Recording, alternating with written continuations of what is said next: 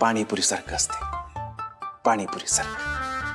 थोडंसं तिखट, थोडंसं गोड, थोडंसं आंबट आणि थोडंसं कुरकुरीत. जेव्हा ती आंबट तिखटाची अख्खी पुरी आपण तोंडात टाकतो की नाही, तेव्हा डोक्यापासून पायापर्यंत त्याच्या झिंजण्या येतात की नाही,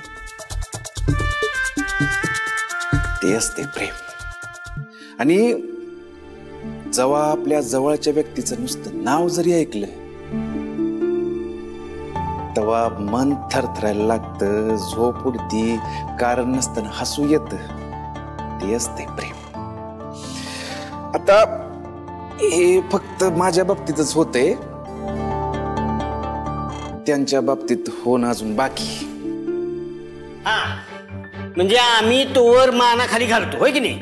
अहो तेजदा, तुम्हाला लाईनीत उभं केलं, लाईनीत.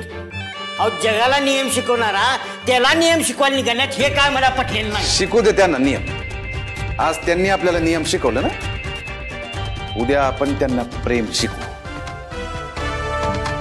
आणि ते बी नियमानं. त्या लाईनचं काय घेऊन बसताय थंडर? प्रेमात मान अपमानाचा मोजमाप ठेवायचं नसते रे. तेजदा, खरं सांगू, आत्ता तुम्ही जी जी काय बोलला की नाही, तिथलं काहीच कळलं नाही. प्रेमात पडलंस ना की कळेल सगळं. पण थंडर माझं ठरलंय, आता काय बी होऊ दे, आणखी बडी वस्तूची वहिनी होणार. कारण आपला शब्द म्हणजे परमनंट मार्केर.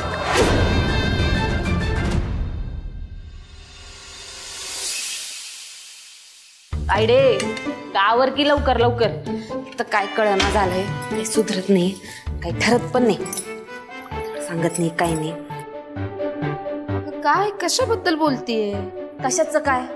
लग्न आलंय ना तोंडावरती. हा, पाहुण्या रावळ्यांना बोलवायचे, त्यांना बोलवायचं म्हटलं तर पत्रिका छापायला नको का? त्या छापायच्या आहेत की नाही, की काय करायचंय, कोण काय? जाऊती. आता ते माई साहेबांचा माणूस काल सांगून गेला ना, पत्रिकांचा खर्च पण तेच करणार आहेत म्हणून. हा, मग आता पत्रिका पण सामूहिक द्यायच्यात का काय? म्हणजे अगं ताईसाठी खास सोन्याच्या अक्षरांमध्ये लिहिणार आहेत ना. चिसवका स्नेहा, चिरंजीव परेश, मानाची पत्रिका. झालं का? फालतूचं वेस्टेज बोलणं सुरू झालं तुमचं? शेवटचं सांगतोय. हा,